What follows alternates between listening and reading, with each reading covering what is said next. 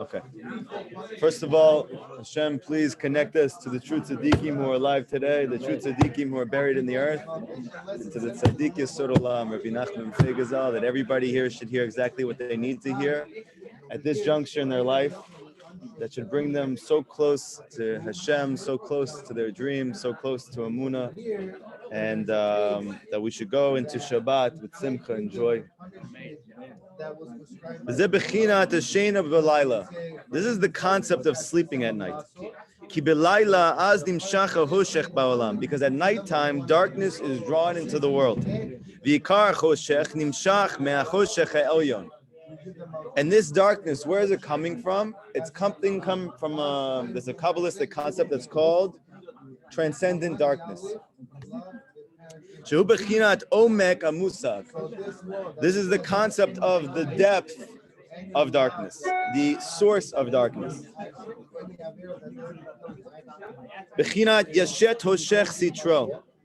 That the Torah teaches in Tehillim, that David HaMelech, who wrote it with Ruach HaKodesh, he says that Hashem made darkness, so to speak, his covering. There's a very famous Likutey Halachot, which is very beautiful. His covering, meaning like his clothing. Many times in life, when we go through difficulties in our life, we feel that Hashem is not there. And when things are going well, we feel that Hashem is there.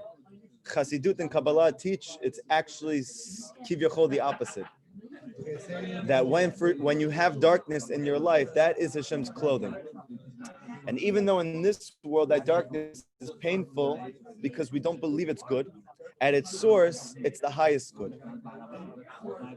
That we're going to find out at the end when Mashiach comes that darkness is even brighter than light. I think in science they actually investigated this thing for a while. I'm not sure if they actually came out with a conclusion on that. Yeah, and that's the reason that we can't see it. That's what they say, but the Torah is actually teaching that darkness is an entity in and of its own. It's not a lack of light as well. Right. Right. For instance, there are certain animals, when they come out in daytime, they can't see. It's dark for them. Why can't they see? Because the light is too bright for them. So Rabbi Nachman teaches it could also be that darkness is so bright, the light of Hashem is so intense, that's why we can't see and that's why it's painful. We don't have eyes to see it. And the Torah is teaching in Tehillim that he covers himself in darkness. There's a very famous Likutey Halachot which is very powerful. Rabbi Nachman says, who was the one who had the greatest revelation at Har Sinai? Who had the greatest revelation of godliness? No. Moshe. Moshe Rabbeinu had the greatest. Why? Because the Torah explains Moshe went up the highest. Yoshua was behind him. The Jewish people were at the bottom of the mountain. But the mountain in Kabbalah and Chassidut is always speaking about consciousness. The Har is consciousness. The higher up you go the mountain, the more God consciousness you acquire, you experience. Moshe went all the way up to the top. But the Torah teaches that the Jewish people, why didn't they go? Because they saw the darkness on the top and they were afraid. And Rabbi Nachman says that this is the whole difference between the Tzaddik Yisod Olam, the Bar Da'at, and the rest of Klal Yisrael. That when the rest of the Jewish people, they see darkness, they see difficulties and challenges in their life, they move away because they feel Hashem is not there. They don't want to be a part because they feel that Hashem is not there. Moshe Rabbeinu sees the darkness and B'davka he runs into it. Because he knows, because he's so close to Hashem, that there's nothing else besides Hashem. And if it's so dark on top of the mountain, it must be that the intensity of Hashem there is even greater than down here. And he ran up the mountain. But only a person who has so connected himself to Emunah can understand that Hashem is there in the darkness, even more so than when it's light. So we're saying that at nighttime, when the darkness comes in, and we know in Kabbalah it's explained that the klipot are coming into the world, and that's why all of us, whatever our personal struggles are, they come out in a greater, more intense way at nighttime. Whether you have issues with eating, you have issues with wasting seed, you have issues with engaging in some type of dangerous behaviors, or whatever it is, that everybody has something. And at nighttime, for whatever reason, it intensifies. What's the reason? actually because there are these forces that are called klipot, and they become stronger at night. Okay, I have a chap, by the way, that's the reason why all the clubbing and all that stuff is at nighttime. People think it's because you're not working during the day, but it seems like according to Kabbalah that even if it was during the day we didn't work, we wouldn't go do those things. Even if it was during the day, let's say we worked at night and we didn't work during the day, we wouldn't go to the club during the day. It's because the klipot are not out during the day like they are at night. You understand? And it happens to be that the secular world created a schedule which actually fits the spiritual reality, which is that during daytime Hashem is revealed, and therefore the Sitra Achra is decreased in its intensity, and at nighttime it's intensified. You understand what I'm saying? So what we're saying is that Hashem, so to speak, he hides himself from you at night. And that's why the klipot are able to intensify. However, Rav Natan is teaching now, but the source of that nighttime is actually higher than day. This is a very deep thing. The source of the nighttime is even higher than day. Because the source of what? Hashem? The source of godliness for nighttime is higher than daytime. You can attain higher heights at nighttime.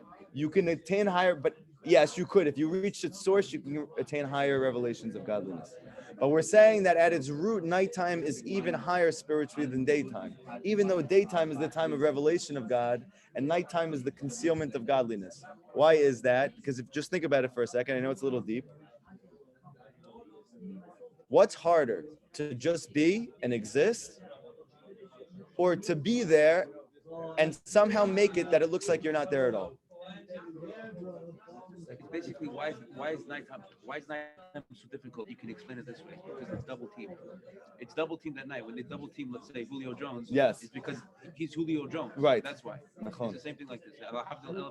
No. I also use sports analogies. I think they're very good. Who's Julio? Who's Julio? Not knowing, right? Who? Yeah. No. I said Julio Jones because I know you know who he was. Yeah. But I'm trying to say like this: Hashem is everywhere, right? If you really chopped how much Hashem is everywhere, you wouldn't be able to function, because you would be in such awe that Hashem is literally permeating all of reality. And the Hasidus and Kabbalah, they explain not even just all of reality in you, that in every cell you have Yud Kei Vav Kei, that everything is Hashem. Everything is Hashem. There is nothing else besides Hashem. Sometimes you feel that you experience that. So what does Hashem have to do in order for you to see that? He doesn't have to do anything. He just allows himself to be. But at nighttime, he bedavka has to hide himself, even though he's there just as much as he is during daytime. What requires a greater source of godliness? Nighttime. Because nighttime, it requires more effort for Hashem to hide himself from you, even though he's there just as much as during daytime. So in some sense, he's actually there even more. He has to exert himself more. You understand? It's something to think about, okay? It's a little bit of a deep topic. It's not the main thing here. But we're saying like this. Daytime is the concept of questions that you can answer. Nighttime is the type of questions that in Olam Hazeh, in this world, we don't have the conscious ability to be able to experience the answer to that question. So again, two questions. Rabbi Nachman teaches there's two types of questions in the world: spiritual questions, soul-searching questions. One of them, there are answers to, you just don't have them. Another one, there are not answers presently in this world because of what's called the Chalal Panui. There's a concept in Kabbalah that when Hashem created all of existence, how did he do it? He first had to make a space, because he's everywhere. Because he's everywhere, how can you make anything there? You understand? He created a void, you said? He had to create a void. Very good. What do you mean? How did he create a void? What void? And how did he create a void? Okay, so we'll explain this concept, because it's an important concept, okay? This was one of the greatest chidushim of the Arizal. That the Arizal says, the Arizal teaches, Hanan. Okay, come sit down. The Arizal teaches like this. When Hashem created the world, we know that Chazal teaches he created something from nothing. He created a new entity that didn't exist before. The question the Arizal has, which he answers, which is one of the greatest, it actually answers a lot of philosophical difficulties that we have even outside of spirituality that people have. That is, how can Hashem create a new thing if he's everywhere, right? If you were everywhere, is there space for someone else to exist?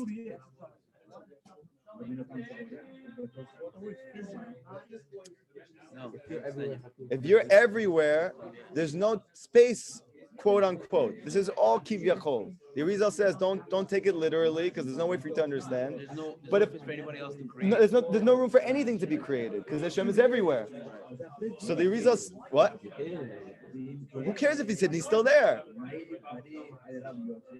Okay, you're onto something though, by the way. What does Hashem do? The Arizal teaches that he contracted himself within himself. So just try to follow for a second. He, so to speak, he took himself and he brought it out to the sides and he left the space within himself. Then there's nothing there. This is a very deep thing. Okay, just try to follow me. Yeah, okay. Okay. Again, imagine you have water. You have a pool of water. You can't put more water in the pool. It's filled with water. What could you do? You could, so to speak, you could suck out the center of the water and push it out to the sides in the pool. That the water is being suctioned out from the middle, the center, and it's pouring out to the sides. So that way there's no loss of water, but now there's a space. In the middle. Okay. So now, that is what Hashem did with himself, so to speak. He removed, no, you're good. He removed himself, not actually, but he pushed it out to the sides, the Arizal said, to create a space. Where is that space? It's not out there somewhere, it's within him. Meaning we are all existing in a vacuum within Hashem. And in this space, Hashem created all of the spiritual worlds and our physical world that we currently live in. And they all exist at the same time. He created the universe within himself. Okay? But even this physical universe is only one level of reality. There's many, many, many universes that are within this vacuum. This vacuum is called the Chalal Panui. However, and listen to this, this is very, very deep, and this is a very important concept, especially for those around you, or maybe yourself, that you're a very deep thinker, and you're going to say there's a problem here. If you think hard enough about this whole scenario, there's a problem. What's the problem? There can't be nothing. It can't be that Hashem could create a vacuum in himself that he's not there, because he can't not be somewhere. So even though this sounds beautiful, and it's very, very majestic, and it's very, very deep, Lamaisa, the Hasidic masters explain, but he can't not be there. This is, by the way, the beginning of the concept of paradox. Where do questions come from that we can't answer? They come from the Chalal Panui, Rabbi Nachman says. How can it be that Hashem is only good and yet bad things happen to us? Chalal Panui. How can it be that you have complete free will and yet Hashem is the cause of everything that happens? Chalal Panui. The same dynamic of the fact that Hashem can create a space within himself that others can exist besides him, and yet we can't say that Hashem is not somewhere, and therefore there never really was that space, because how can he create a new space within himself where he's not there? He must still be there. Paradox. So Rabbi Nachman says there are two types of questions. There are types of kushiot that you just don't have an answer to yet. This is not Chalal Panui type of questions. But then there are questions that they simply don't have answers right now until Mashiach comes, and the Chalal Panui is revealed for what it is. What's the reason Hashem created this Chalal Panui? Rabbi Nachman says for one reason, Bechira, that you should have free choice.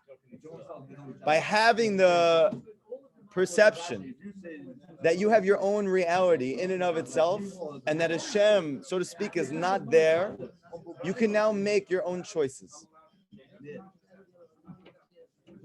However, the truth is, Ein Od Milvado, there's nothing else besides Hashem. But you need to have the ability to conceive that Hashem is not here right now in order for you to make your own choice.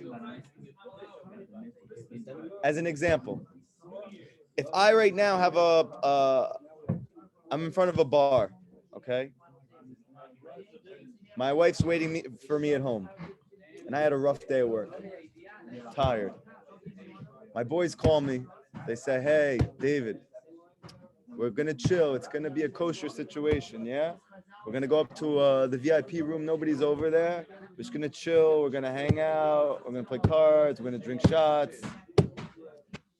You need it. But I know that in order to get to that top part, I have to walk in, my kippah, and my jacket, and my shirt. It's not so pashut.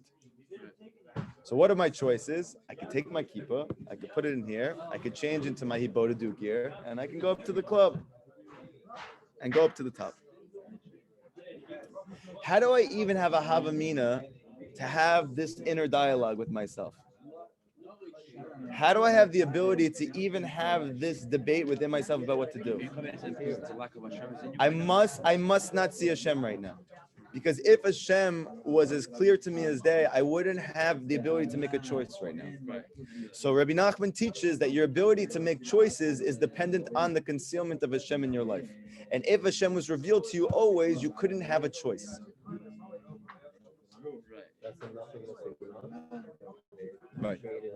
Right. So now Rabbi Nachman says that all of the questions of philosophers are the greatest foolishness, and scientists, because the majority of their questions are coming from what's called the Chalal Panui, meaning that there is an answer to the question, but the answer to the question is purposely concealed from us until Mashiach comes, because it's the only way that Hashem can maintain your Bechira, which is the essence of this world. That Rabbi Nachman teaches that the entire reason that you exist at every moment is for one reason, Bechira, to choose. Why are you alive? To choose. At every moment, you have new choices. But you can only choose when you don't know. But if you knew, you couldn't choose. Because you know. You with me? Okay. I know we're thinking very hard, but this is an important concept. Why? Because this is the whole ikar of this Likutey Halachot piece that we're doing. And that is that there's two types of questions. Chazal teach that for the apikorsis, you need to be able to answer him. So those are not the type of questions from the Chalal Panui. These are not the type of questions that don't have answers right now. Those are the type of questions that do have answers, and you need to investigate and study very hard to find out those answers. And that, Rabbi Nachman says, it's a mitzvah gedolah to go find the answers to those questions.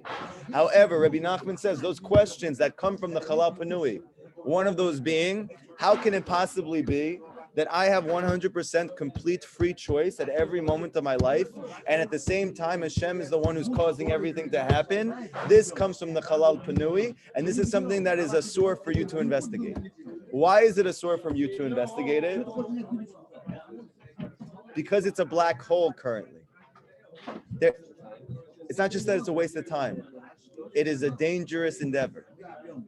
Because there is no answer currently accessible to us, not because there's no answer stam, there is an answer, but there's no answer right now in order that we should have free will. So to go into that place and to investigate that question, not only will you not get an answer, but you're going to lose your faith in the process, because you're looking into a question that doesn't have an answer right now, and it can consume you. I was one of those people. And it wasn't until I learned this concept 6 or 7 years ago about this Chalal Panui and the fact that there's Bechira and yet that there's divine providence and that they are both real, but this whole entire thing that we're speaking about now, that I couldn't move forward spiritually. And what's the reason? Because Rabbi Nachman compares those types of questions that don't have answers currently to a prostitute. How is that? Because when you go to see a prostitute, you don't come back. Yeah, we don't need to know everything that's going on with you in the meaning you don't make it out alive. If you're married and you go and see a prostitute, you're not coming back unscathed. You understand? Even if you're the tzaddik of the generation. So Shlomo Melech says that she's a prostitute, meaning speaking about secular wisdom, that she's a prostitute that you don't come back from. And that's the reason why, by the way, there was a very big tzaddik, his name was something, and then his name changed to Acher in the Gemara. What was the reason that he became Acher? Yeah. What's the reason his name was changed to Acher? So the Torah teaches that he was one of the greatest geniuses of the generation in Torah. He was busy with it Yom V'Layla, and he had a mind for it, and he was so connected to it. He had a koach in it like you couldn't believe. And all of a sudden, he stopped believing that Hashem existed. And nobody can understand, how could you learn that much, be so connected, and not believe? It's almost unfathomable. It would make sense if you don't learn like that, you don't have the opportunity to learn like that, or you don't have the mind for it, whatever it is. But how could a person be so omek in it, Yom V'Layla, and not believe? It doesn't make any sense. And Chazal teach that they saw that he always had Greek books with him.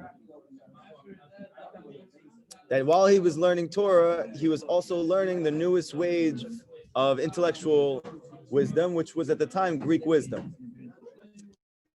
The Torah teaches from this a very deep thing, which is the reason why Rabbi Nachman says secular wisdom is asur.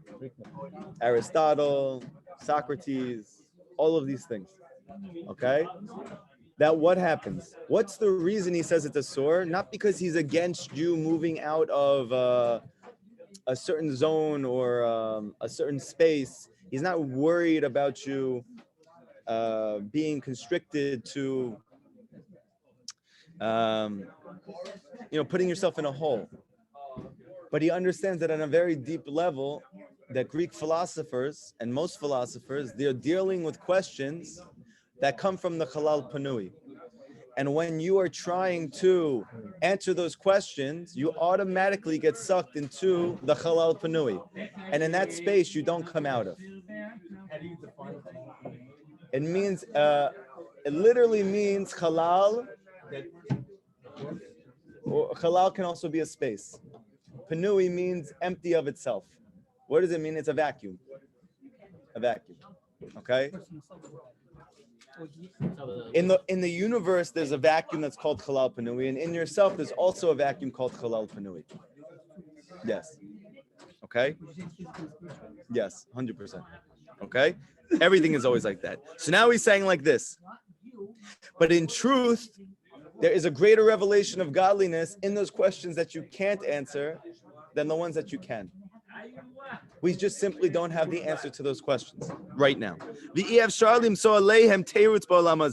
And it's impossible, it's possible to find an answer in this world, b'shumofen. It's impossible. It's impossible to find an answer to those questions in this world right now because they come from this Halal Panui. And these questions, they're called darkness. And they conceal the revelation of godliness in your life and in the world. In this darkness, it's impossible. It's impossible to throw it off through da'at, through knowing Hashem. Ki im ayedei Emunah levad, only through Emunah alone. The answer to the questions that can't be answered is not an answer based on Torah knowledge. You'll see a lot of kiruv organizations, they're looking for answers to all the questions from the Halal Panui. And they give that to you when they come in for the Shabbatons. You have those questions that you come with, and they come up with some answers, which are good. But ultimately, there's always going to be a limit to those answers. Why? Because they're unanswerable right now. And what's the danger in answering those questions? 100%. Very good. That if you base your faith on the answers to those questions, what's going to happen? Eventually, you're going to find a hole. You know why? Because there's mamish a hole. There's mamish. That's right. So, what is the whole entire goal? The goal is to the.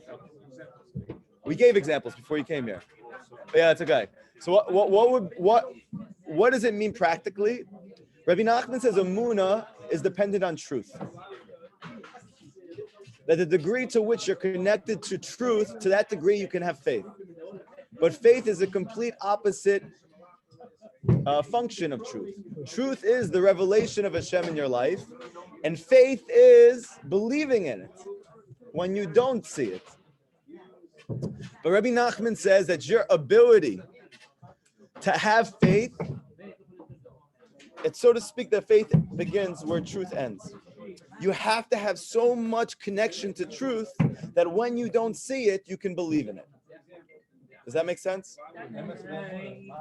Right. Meaning nighttime is where truth ends.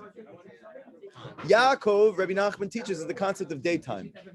Yaakov was always looking for the chokhmah in everything. Like Esav said about his brother, Yakveini pamim. You out Yaakoved me twice. And Targum Onkelos says, what does it mean you out Yaakoved me? This is actually a stigma which came from the Torah. You outsmarted me. Meaning, what does it mean to be out-Jewed? To be outsmarted. It's not a new thing. It's actually in the Torah. That Esav said about his brother Yaakov, B'nai Yisrael, that's what it means to be Jewish, to be the son of that person. What makes him Yaakov is that he out-Yaakoved me. He out-Chochmad me. Rabbi Nachman says, what does that mean? He was looking for Hashem in his life, and Esav was not. When you're looking for good, when you're looking for Hashem, that's called looking for the Chokhmah and everything. That you can only do during daytime. Meaning when Hashem is revealing himself to you, when things are going well, when your mind is clear, when you have energy and happiness and joy, that's called daytime. And at that time, you have to be like Yaakov. You need to look for the Chokhmah. You need to look for Hashem and everything. But Rabbi Nachman teaches, what happens when nighttime comes? And Hashem is hiding himself from you. What happens to a person that his whole entire Judaism is based on truth? He goes into Yeush, he goes into despair. Why? Because he doesn't see Hashem, and he uses that same application of looking for Hashem at nighttime when he can't be found.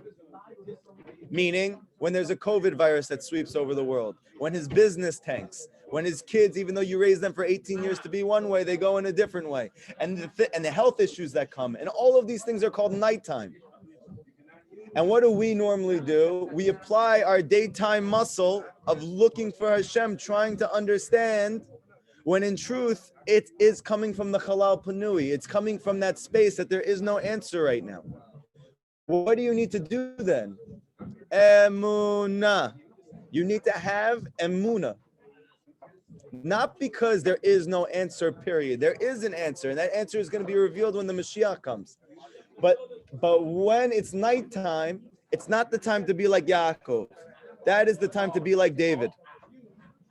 That is the time to be like David. Because David's whole life was nighttime. What did David do when he had difficulties and challenges in his life? He talked to Hashem. What is talking to Hashem reflective of? The Emunah. Yes. That's why it's Mashiach ben David. Because ultimately the exile reaches its greatest peak, meaning the concealment of God, nighttime hits its greatest intensity right before Mashiach comes. Who is the only one who can take us out of that place? The one who sees Hashem at nighttime. Who's the one who sees Hashem at nighttime? The one who believes in Hashem.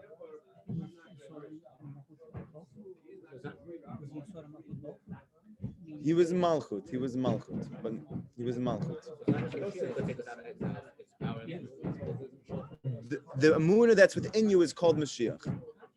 So within you, when you in your difficulties and challenges in your life, you hold on to Emunah and you believe in Hashem, that it's coming from Hashem. You believe it's for the best. You believe it's for your good. In order that you should come closer to Him, you have tapped into the Mashiach that's within you. Ultimately, there is going to be a person who comes, who embodies that quality of coming out of the darkness having been in the greatest darkness and finding Hashem in that place. And because he was able to do so, he's able to show everybody else that Hashem is in their darkness as well. And when all of the Jewish people are able to see through the facade that Hashem is here right now, even though he's completely hidden, that's Geula. That's redemption. And in fact, the soul of David comes from the highest place. But seemingly it doesn't make sense. Should be Moshe. No, it should be Yaakov. That they are connected to the concept of truth. It should be Mashiach ben Moshe. It should be Mashiach ben Yaakov. Why is Mashiach ben David? Because the Arizal and the Baal Shem Tov, they teach that the greatest soul falls to the lowest places. And what we're explaining now is that in truth, Hashem is there even more when it's dark. But only a person whose soul comes from such a high place can fall so low and still believe in Hashem in that space. I heard a story once from one of the Chabad Rebbeim, I forget which one. And he said that when Moshe Rabbeinu had said that he was the Nav Me'od, he was very humble. Right? The most humble man in the world. What was it that was the impetus? What was what caused him to become at that moment the most humble man who ever lived? What was it that humbled him? So this tzaddik, I think it was a Tzemach Tzedek, but I don't remember exactly which one. He said that Moshe Rabbeinu saw the final generation before Mashiach came. That Hashem led him into what it would be like before Mashiach came. And he saw how many struggles that we would have, how many difficulties and trials and tribulations that we would have in the future. And yet the Jewish people would still be doing their very best to be close to Hashem, even though everything on paper looks like he's not there. And he felt humility from us. That he was humbled from us. Because Moshe's whole existence was that he saw Hashem all the time. But Moshe saw that in the future we would live like that, even though we never saw him. David. And he was humbled by that.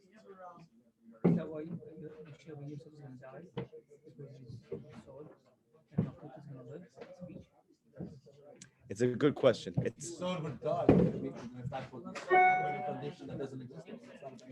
It's a good question. Okay, so now he says like this. It's for after. It's for after. So he says like this. This is the concept of sleep at night.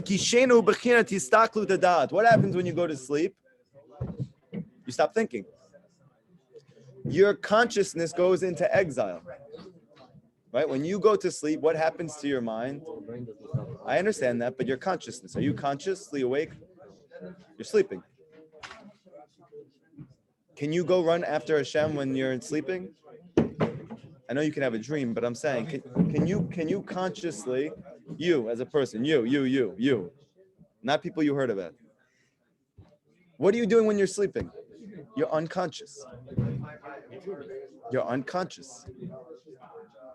The Chazal teach that sleep is 1/60th of death. You're unconscious. What's death? You lose consciousness completely, forever. So what's sleeping? 1/60th of that. You go into a state of unconsciousness.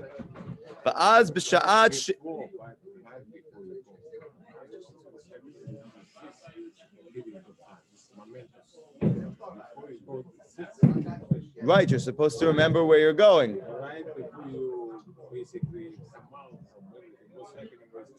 Right. What are you thinking? Good. We'll get there in a second.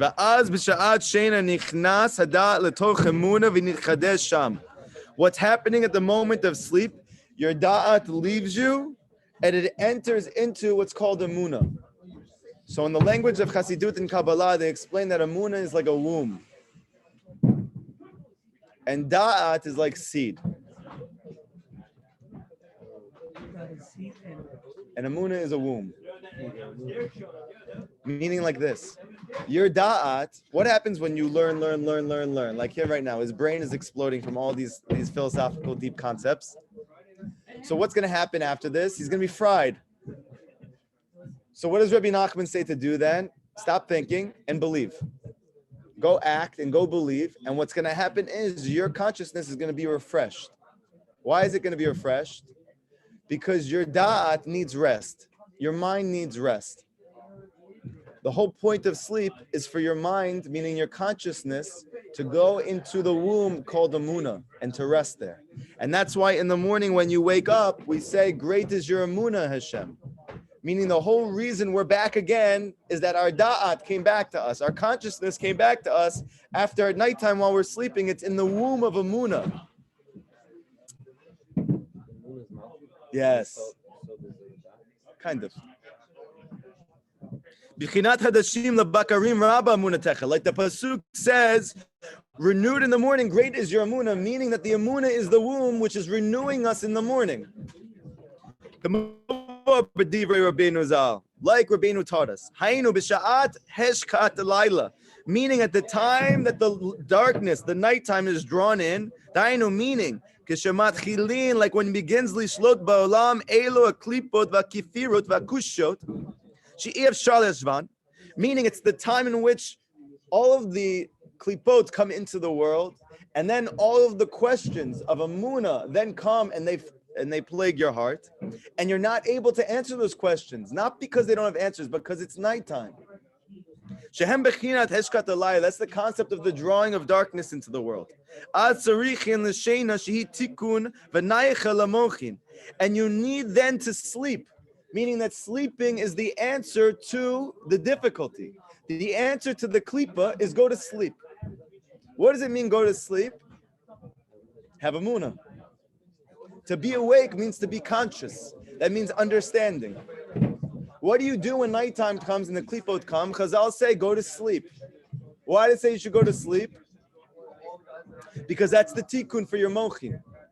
To protect your mind at nighttime, when you can't understand the darkness that's coming into the world, you need to go to sleep.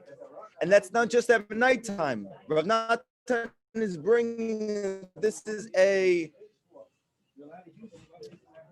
dynamic that's always playing in you, meaning when things are going well, try to understand, be awake as much as you can. But when difficulties come your way, don't stay up, go to sleep. That's not what he's talking about, but yes.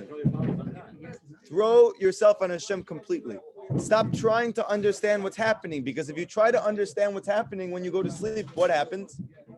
You don't go to sleep. But you need to go to sleep. The sleep is the answer.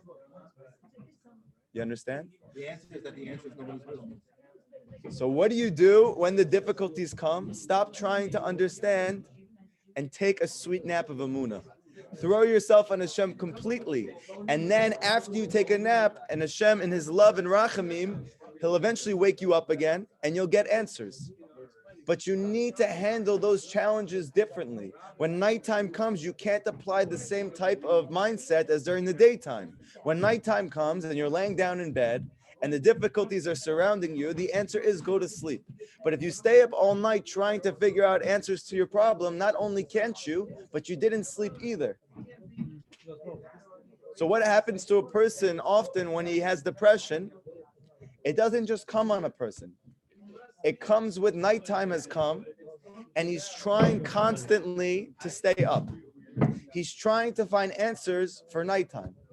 And really the answer is to go to sleep.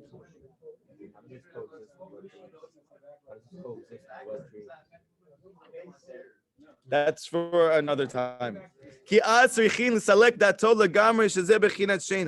Because then needs to remove his da'at completely in the concept of sleep. He's talkut da'at. You need to remove your consciousness, what you understand. Lismoch rak, and you need to rely only al Emunah levad, only on Emunah. Not that you should have some type of da'at and also some type of Emunah. When da'at goes out, you have to go out completely, and you need to rely on Hashem 100%. That you need to throw yourself on Hashem completely in Emunah. Oh, so that it should come back. The goal of sleeping is ultimately you should wake up again. It's not to stay in a state of sleep. I understand that, but I'm just trying to say, what? What is Torah? Torah comes from the word or. Or means revelation of truth. But there's times in your life that truth is hidden from you. We constantly are looking for it anyway. That's the cause of our suffering. But if we could believe in Hashem and understand that it's nighttime and it's time to go to sleep, then you could be like those Breslovers that you see they're besieged by a million difficulties in their life, and yet they're always happy. How are they always happy? Because they have worked on and practiced so much this inyan of nighttime and daytime, that they understand that now that it's nighttime, it's time to go to sleep. And when daytime comes again with Hashem's help, I'm going to go run for Hashem. I'm going to run after the truth. But when nighttime comes, they practiced it so much. Oh, Hashem, I'm throwing it on you completely. I can't pay my bills. Hashem, you're going to take care of me. I have health issues. Hashem, it's from you. I have shalom bayit issues. Hashem, it's from you. They don't sit there and turn and twist their mind, not because they're not smart enough to figure things out. Jews are smart. It's because sometimes the greatest wisdom is to stop thinking and to believe. Because this is the essence of sleep, meaning that your da'at, your consciousness leaves you completely. And you're only relying on Emunah.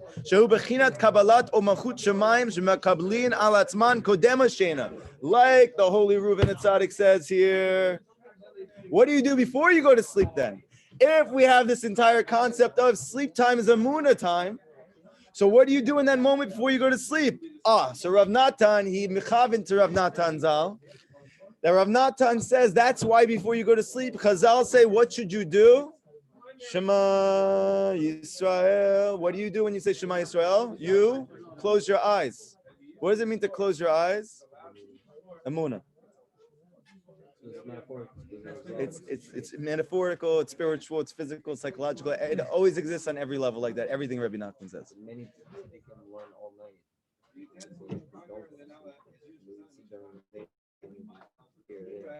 Okay, so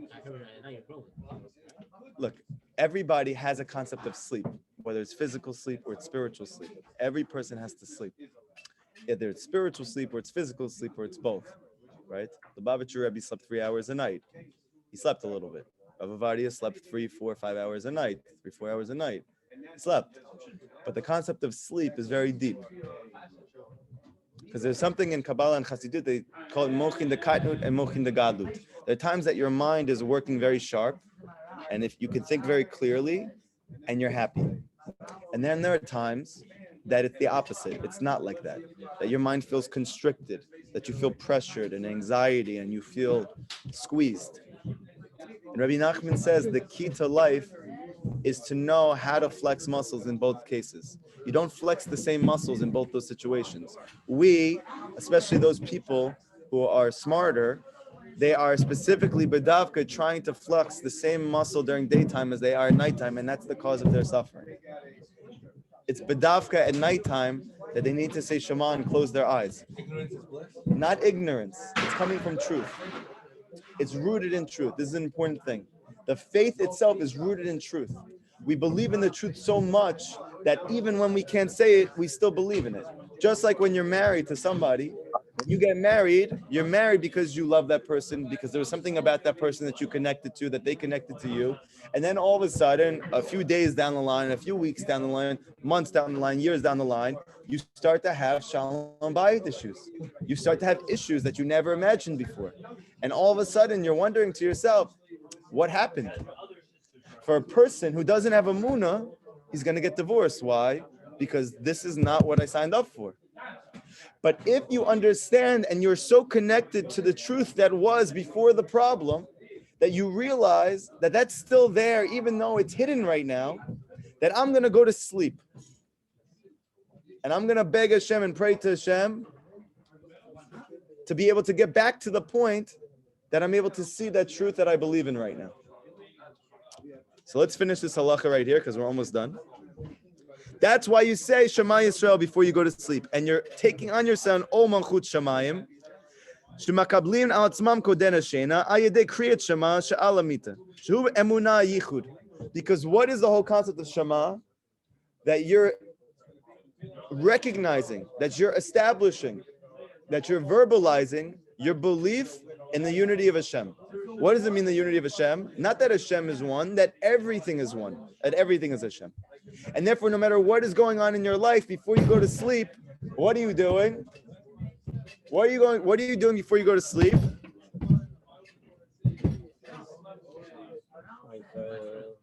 Why?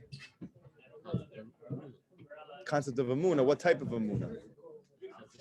That everything that took place today was from Hashem. That's the only way to fall asleep. Because if you think some things are from Hashem, but then you think that your health issue is not, that's because of something you did. Or you think a lot of things are from Hashem, but my financial situation is because of my own lackings or because of the economic situation. What's going to happen? You're not going to fall asleep. So Chazal say, what should you do before you go to sleep? Say, Shema, what else should you do? Forgive everybody. How can you forgive everybody if you go to sleep? I don't understand. All day you were busy not forgiving anybody, and you're sitting with all of this negative emotions towards those people who have hurt you. And now Chazal say it's a mitzvah that you should forgive them before you go to sleep. I understand if they say it's a good thing to forgive, but to make it a mitzvah that you actually have to do it before you go to sleep, how does that make any sense? How can you forgive a person who hurt you? There's only one way. If you believe it's from Hashem. The whole entire Shema Al-Mita is connected to this concept of complete Emunah in Hashem's unity. No matter what happened and no matter how bad. Then why should you, let's say somebody does something new harm? Yes. It's all from Hashem. I don't need to embrace him. I don't need to sue him. I don't need to this. What difference does Hashem want to have? That's a good question. So Rabbi Nachman says there's something called the truth and there's something called the truth of truth. Okay? There's something called the emet, which is true. And there's something called the emet lamito. What's the truth? Let's say, for instance, right now, I slapped this young man in the face. I've been looking forward to doing this for a long time. Rabbi, he's a very good kid. Why would I you know. want to I'm just kidding. I love him. But I'm just saying, I really want to slap him for a long time. So now let's say I do it. I just lean back and I crack him. So that is going to hurt physically, but it's going to hurt more emotionally because he's going to be confused. Why? I just sat down. I had Mesirut Nefesh to stay in this class, even though my tire went flat. Yeah? And you convinced me to stay. I stayed, and now you slap me in front of everybody. So he's going to be in a lot of pain. Yeah, you say that, but then you go home and you cry, okay? So what's the truth? The truth is that I wronged him. That's the truth for sure. But what's the truth of truth? That Hashem wanted that he should be slapped. And if you're going to say Hashem didn't want that, didn't want that to happen, there is a stira. Do you know what the stira is? There's a contradiction. Because it did happen. And nothing can happen unless Hashem wants it to. Which one of those two things do you focus on? That determines the entire quality of your life. If you focus on the truth, no matter the severity of the issue, it's going to cause you to go into severe despair, anxiety, fear, sadness, confusion, incapacitation. But if you focus on the truth of truths, that doesn't negate the truth. It exists at the same time as the truth, and that is it's from Hashem. Then how am I going to respond? I'm going to go to the field, and I'm going to talk to Hashem about it. And I'm going to get a lesson from this that's going to help me grow as a human being and become a better person, which is the whole reason I was created to begin with. The example that Rabbi Nachman gives is of a person, he comes and he steals an apple from an apple tree. Let's say you own that apple tree. What's the truth? He stole your apple. This kid stole your apple. What's the truth of truths? Hashem wanted him to. Which one do you focus on? That's up to you.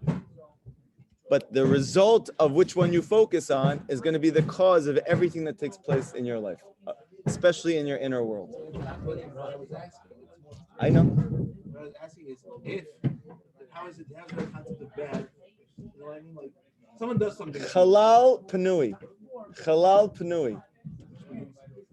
That there is no answer that's going to make you feel good right now. Because this question comes from the vacated space. The answer to this question is in that vacated space. And if you had the answer to that question, you would lose your free will. And you need to maintain it. Because that's the whole point of you being here. Is there such thing? One second. Let's finish this. We have 5 minutes. Let's just finish this one more sentence here, and then you can ask questions if we have any time. Ki keneged elu kushot she'efshar leshvan. Because opposite these questions that it's impossible to answer them, shehem bechina tokef hachoshech shalayla. Why are they impossible to answer? Because the strength of the darkness at night is so intense. Sham tzarichin lesalek dato legamre. That at that moment you need to go to sleep and remove your consciousness completely. That you need to have sheina mamash. That's the reason you go to sleep, literally. Lismoch rak al Emunah lavad. And you are now going to rely on Emunah alone, which is why you say Kriyat Shema Lamnita before you go to sleep, and why when you wake up, you say, Hashem, thank you for waking me up, based on the Emunah that you allow myself to be involved in. Okay? So very simply, what are we coming away with? Daytime, light time, time of Da'at. Go try to know Hashem. Comes nighttime, comes the questions that can't be answered right now. He says it's a shiur to look for answers to them. Why? Because she is a prostitute that you do not come back from. Some of the greatest people in the world, going into those questions, become atheists after. Like Acher, and even more presently, people in our generation, many very good people that are, let's say, a little more gifted in the area of intellect, and they think a little deeper than other people, that they really look and investigate these questions. And in the secular world, it's championed to do such a thing, that it's the greatest value would be for you to go investigate every single thing. What happens to that person? Yeyush, despair. I'll tell you that when I was in the psych ward, the one thing that was common amongst everybody there, that they all thought very deeply. Everybody who was there thought very deeply and was very smart. And I noticed what Rabbi Nachman says. Where does Yeyush come from? Where does depression come from? He says it comes from excess. Motarot. What's excess? Excess thinking.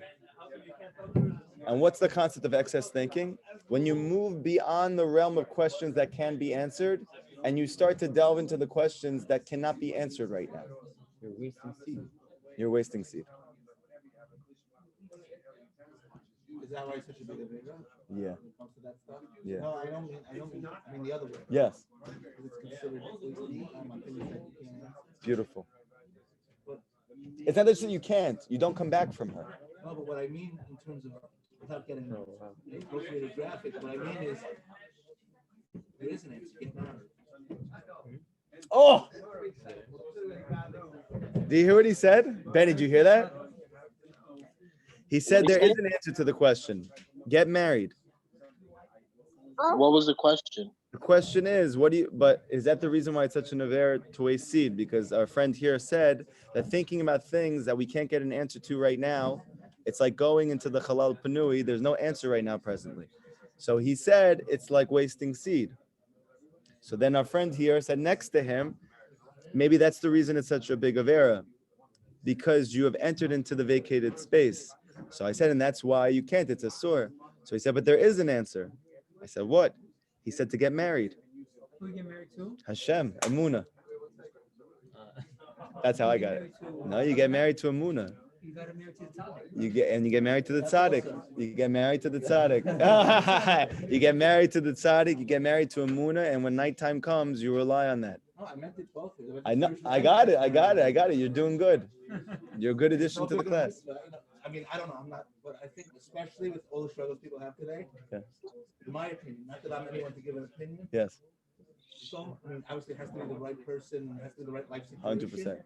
So many people thought that could go away if they would stop going out to marriage and get married. You and all the tzaddikim agree. Everybody have an amazing, amazing, amazing day. Have I have a a great question. Yeah, Ben.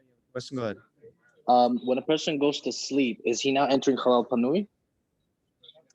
So when he goes to sleep, his da'at, his neshama, it elevates and it goes into a place that's called Emunah. Emunah above is called Malchut.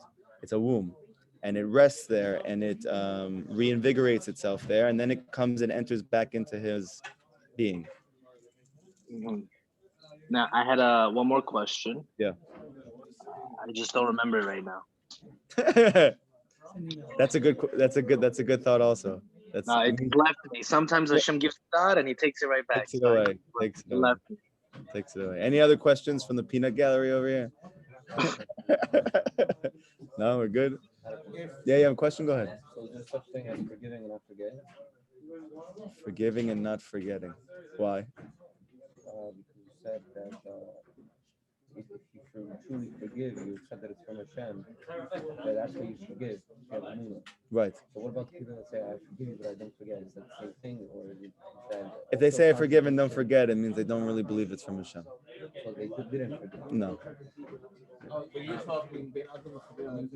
I just mean stam. It's impossible to forgive a person who truly wronged you. You can't. And even if you want to, and even if you want to say you are, there's somewhere deep down inside of you that does not forgive that person, does not forgive that thing.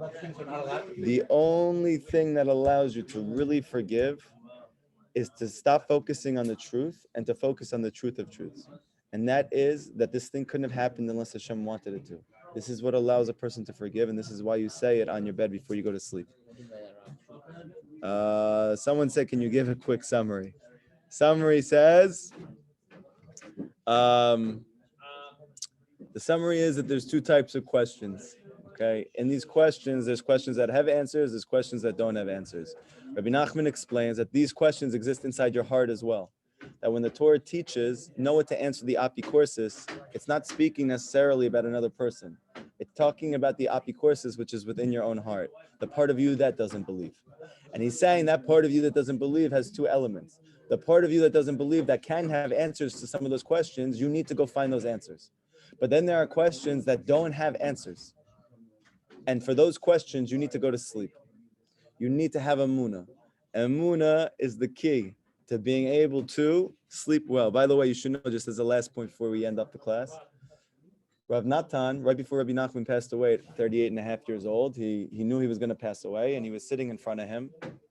And you should know, like at this point, he had been by him for 8 years, and he saved his life. And he literally saved his life. And it wasn't like he wasn't looking, and he wasn't with tzaddikim before that. He was Rav Levi Oberditchev. He was with many of the biggest tzaddikim of the generation, and he just didn't feel that he found his tzaddik. And when he got to Rabbeinu, he literally realized that this is my rabbi, and he saved his life. And at the end of his life, he asked his Rebbe, please give me a bracha before he passed away. And you would think, what would he bless you with? Health, Torah. But if you know Rabbi Nachman, what would you think he would bless you with? Emunah Shlema. But what did Rabbi Nachman bless Rav Natan with? He said, I bless you that you should be able to sleep well at night. Go think about it based on what we talked tonight. Rabbi Kalmus, I remember my question. Yeah. We learn in Gemara such a thing called tekus. Right, Teku. Those are questions that don't have answers Right now. Right. So that halal panui until it's revealed. Oh, that's good. Because I got some answers. If you have answers, you're Eliyahu Hanavi, because he's the one who's going to answer them. Don't tell anybody. I'm nobody. Okay, have a good day.